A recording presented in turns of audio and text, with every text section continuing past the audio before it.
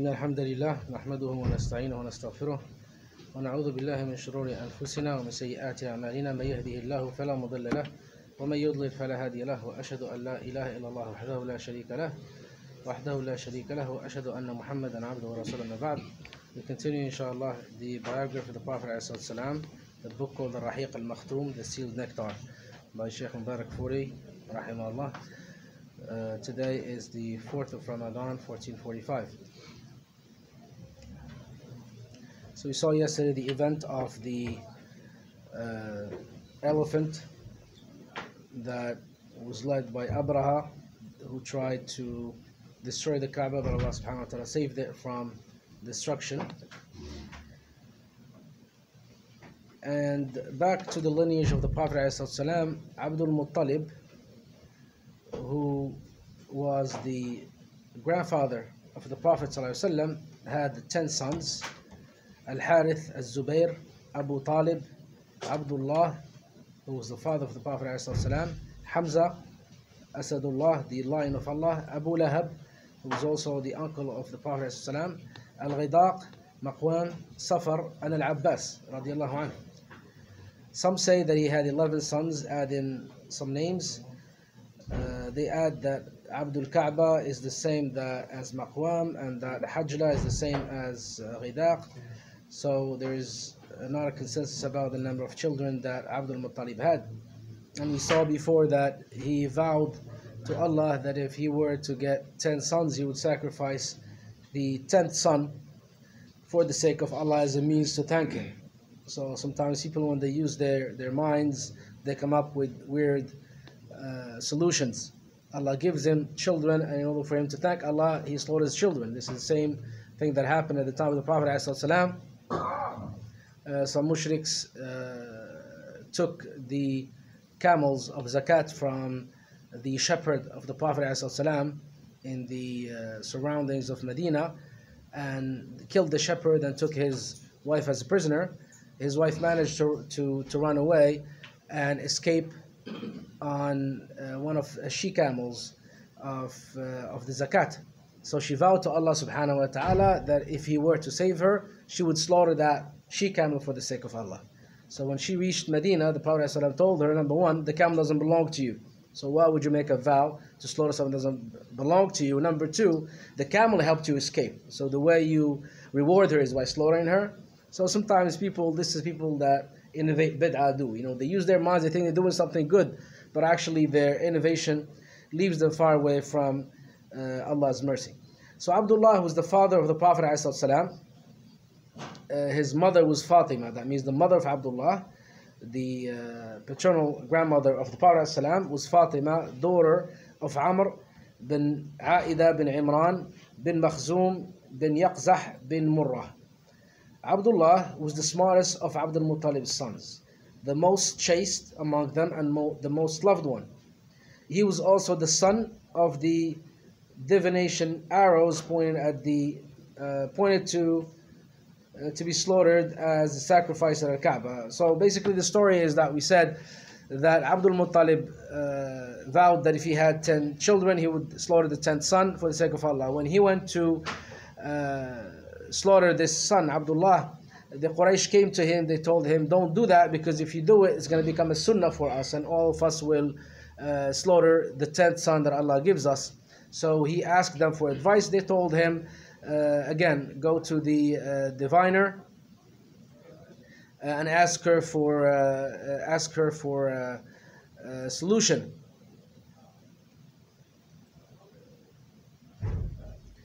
So the diviner told him, put an arrow with the name of Abdullah and an arrow with 10 camels, and then choose. If the arrow for Abdullah comes out, you change the other arrow. Instead of 10, you put 20 camels.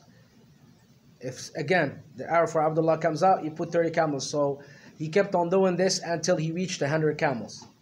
So basically, finally, when he reached 100 camels, he drew the lot that had 100 camels. So he sacrificed 100 camels instead of sacrificing his son. And before that, the diya, like if you kill someone by mistake, you used to have to pay the sum of 10 camels to the family of the person that you killed, if you killed him by mistake. But after this event, the diya became 100 camels. And when Islam came, Allah subhanahu wa ta'ala kept the diya at 100 camels. So that's why the diya, if you kill a Muslim by mistake, is you have to pay his family 100 camels.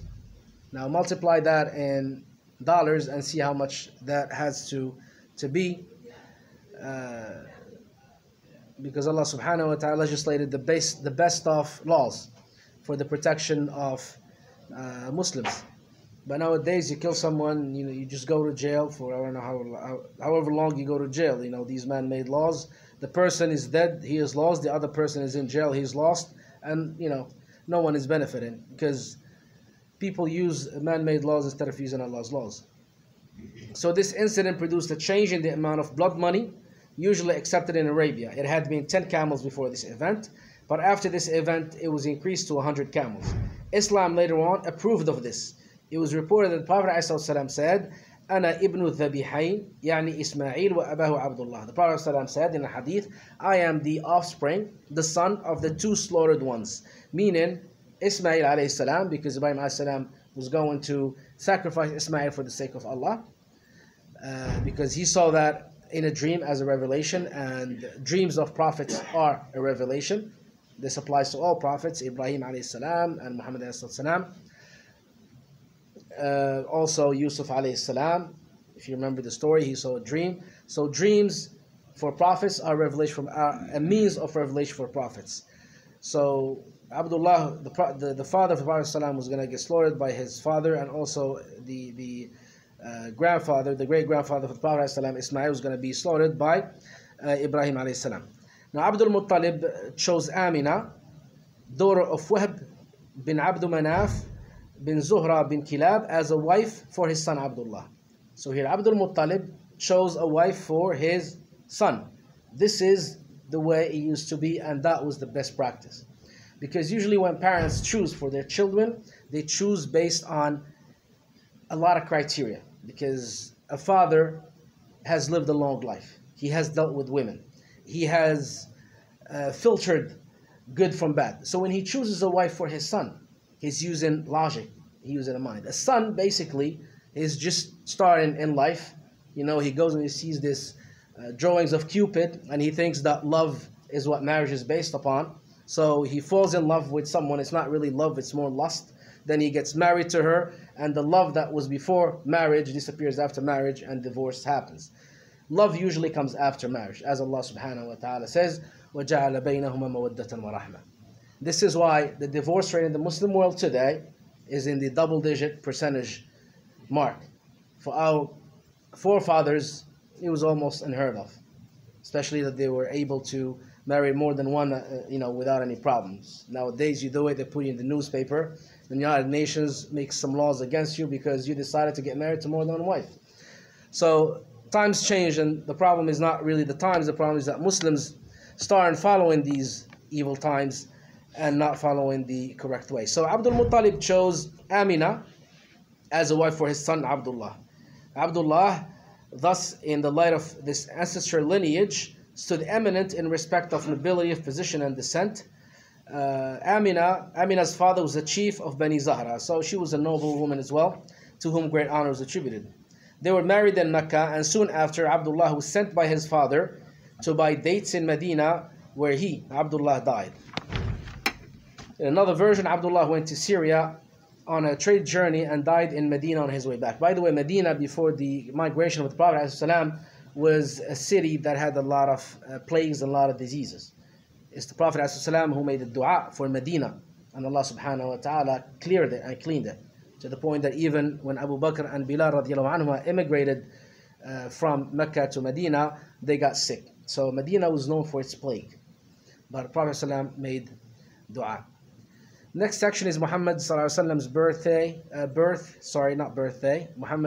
and 40 years prior to prophethood. By the way, the lesson usually is 20 minutes, so so that you know what to expect. His birth. Muhammad ﷺ was the master of prophets. He was born in the Bani Hashim section of Mecca on Monday morning, This is well known. Prophet ﷺ was born on Monday, and he celebrated his birthday by fasting every Monday. So those who want to celebrate the birthday of the Prophet ﷺ, it's not one day a year you take the music and start shaking your head. This is not how you celebrate the birthday of the Prophet ﷺ. You fast every Monday. You want to celebrate his birthday? Fast every Monday. That's how you celebrate it. So he was born on a Monday. Okay? He was born on a Monday, and he also died on a Monday, alayhi salatu. He was born in the 9th day of Rabi'ul Awwal. So the 12th of Rabi'ul Awwal, as most people think it is not really the most likely day of birth of the Prophet ﷺ. 12th of Rabi'ul Awwal is one of the statements of the scholars, but it's a weak statement. The more correct statement is that he was born ﷺ on the 9th day of Rabi'ul Awwal. The same year of the elephant incident that we spoke about, and 40 years into the reign of Kisra. Khosrow Nushirwan. Kisra was the ruler of Persia. The 20th or 22nd of April, 571 CE.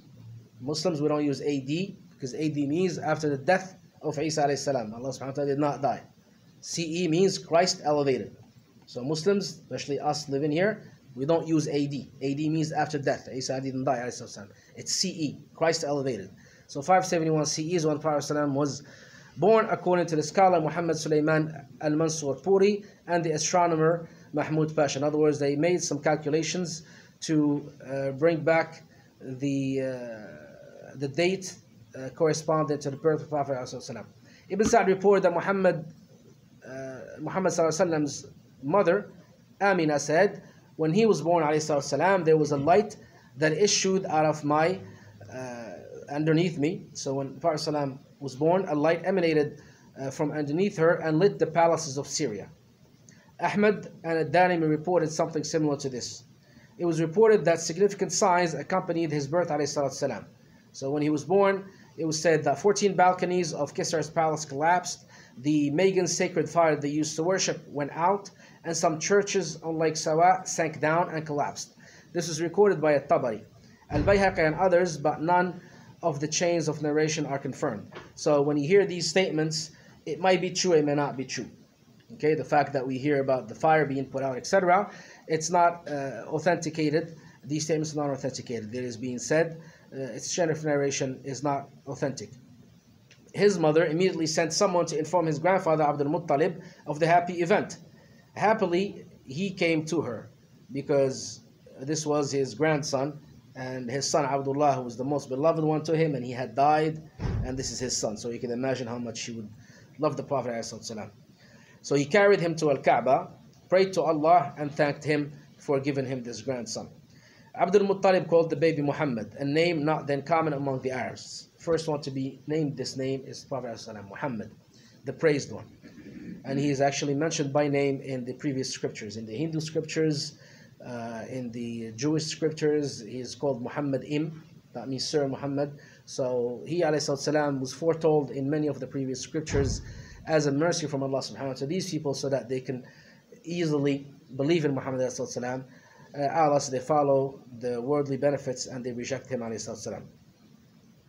The first woman who suckled the Prophet ﷺ after his mother was Thuwayba, the freed slave of Abu Lahab. As a matter of fact, she was a slave of Abu Lahab. You know Abu Lahab, that we say Tabbat Abu Lahab and we curse him? He was happy the Prophet ﷺ was born, to the point that he set his slave free, Thuwayba, because he was happy.